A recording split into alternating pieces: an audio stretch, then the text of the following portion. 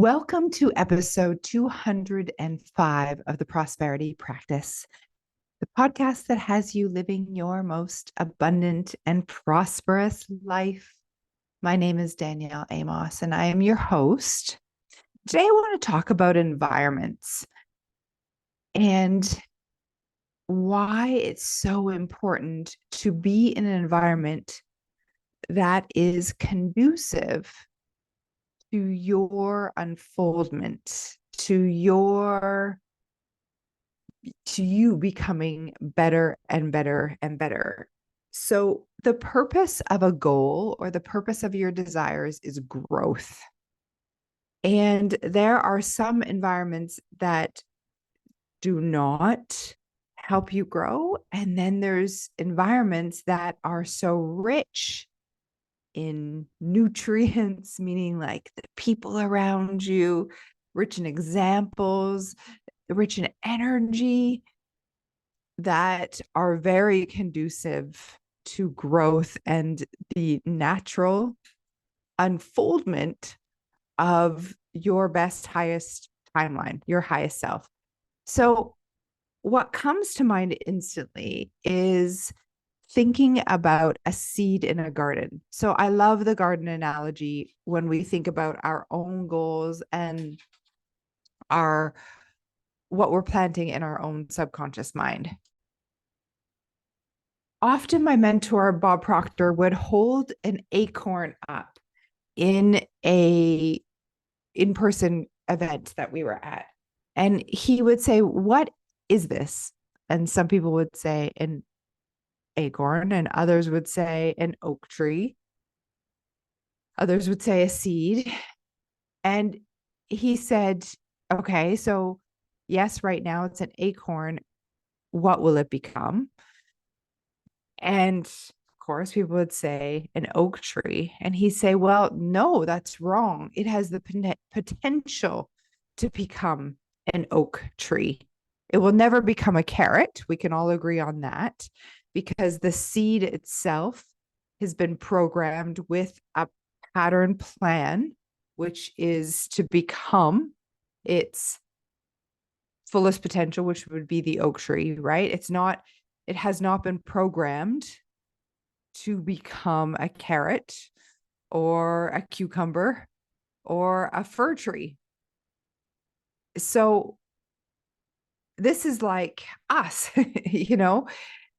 we have been programmed. And if you are familiar with my work and the work of Bob Proctor and some of the greatest teachers in the history, like, that we talk a lot about this programming that we received between the ages of 0 and 7. So we were also programmed, and we were programmed genetically. So environment and genetics.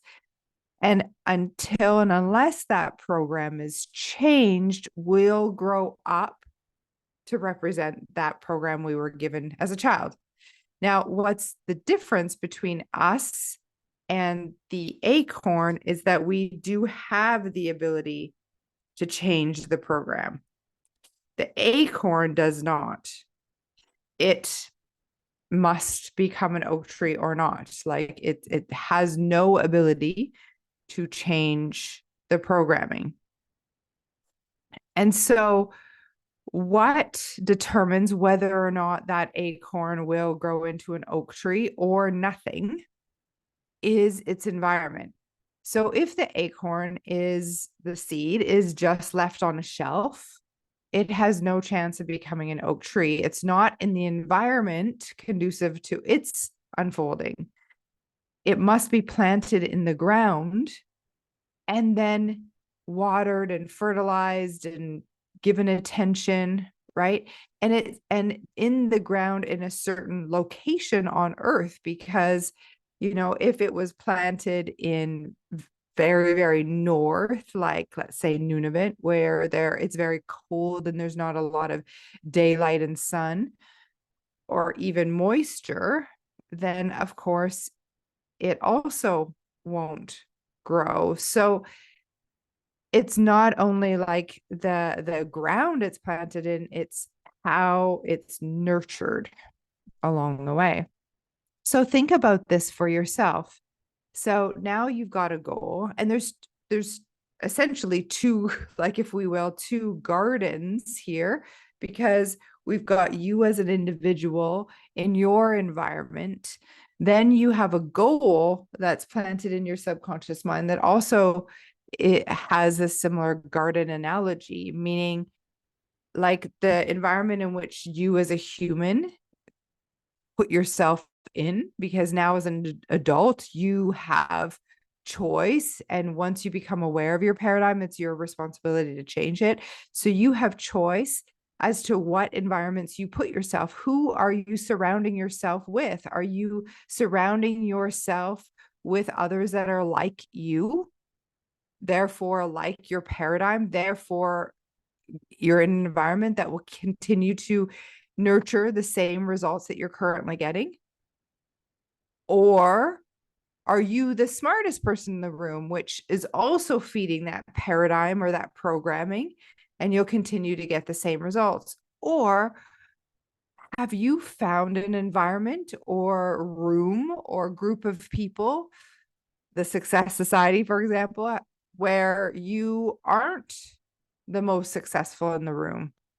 Many books, many great leaders say, put yourself in a place that intimidates you, because you'll be called, inspired to rise. And if you are at the lowest income in the room and you are really focused on your own self-image and know that you belong there and you're worthy just because you're human, and you calibrate to the energy of those people that you're around, then you'll very soon, very quickly calibrate to their awareness, your highest self, and your results will become like theirs because of the environment you put yourself in. And then there's the environment within your own mind, of course, or the garden within your own mind that you plant your seed, your goal. The whole purpose of that goal is to grow. And so you've got to make sure that it's well nurtured, that you take out the weeds in the mind. That would be your doubts and worries. And you keep watering the goal itself, meaning giving it energy through repetition every single day, feeding it with lots of emotion, creating a really solid picture of what your life looks like, and asking yourself, how could you become better and better today? How can you increase your service? Is there anything for you to learn, study? And you really focus on becoming better and better and better, and learning from those people around you that have the results that you desire. Now, just like the acorn has the potential for the oak tree, you yourself have the potential for whatever you desire, because science has proven that if you desire it, it is possible. It is a potential for you. Now you've got to put yourself in environments that are conducive to your growth, to that unfolding. And this isn't easy. It takes courage, because it takes courage to show up in the room with the confidence and the self-image that this is who you're becoming. It takes courage to invest at the level of your goal, not your current self.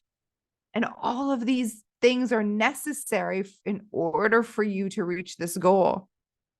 It's not easy. And the average person will watch you and say, you're crazy. Your friends and family, remember, they're in harmony with your paradigm, so they won't get it. It won't make a whole lot of sense to them. And so you've got to break out of what you traditionally or habitually have done. And in our work, I say, like, do the opposite. So you got to break out of where you are. And for some time, it's a little lonely, because it really does feel like you're going against the grain. You'll start to stand out like a big giraffe in the sea of mice, the giraffe that's super light, and all the attention goes on you, and people question and doubt. But soon, very soon, and it doesn't take very long, you'll find other giraffes who are doing this too. You immediately become part of the 3 to 5% of the population who are winning just by doing the opposite, just by deciding that you're going for your desire. So if this is where you're at right now, and you've just stepped outside of the box, you've stepped outside of what you've been doing, know that you're on the right path. Surround yourself with others who are doing this. This is why the Success Society is so important. A community to us within our work is so important. I've just launched a new container by partnering with a colleague of mine. Her name is Haley Bowler Cook, and she is, as soon as I met her, I instantly saw her power.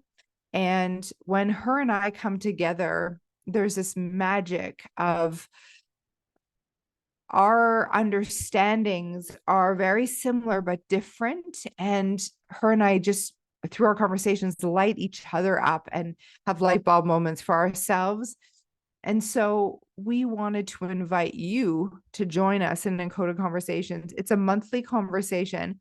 Plus, we're recording every time that we see each other, and we're friends. So we're going to yoga, we're going for coffee, we have each other over, we're spending time as couples with, her partner and my partner and the four of us. And so we're taking these behind the scenes snippets of audio and sometimes video and just dropping in other things that we do on our own based on our gifts. So for me, visualizations, for Haley, it's activations and integrations. And so this is all that you'll get inside of the monthly membership for Encoded Conversations. And really what it's about is you calibrating to the energy in which we show up in our best lives, which really draws out you in your best life, and you calibrating to your next level just by being in close proximity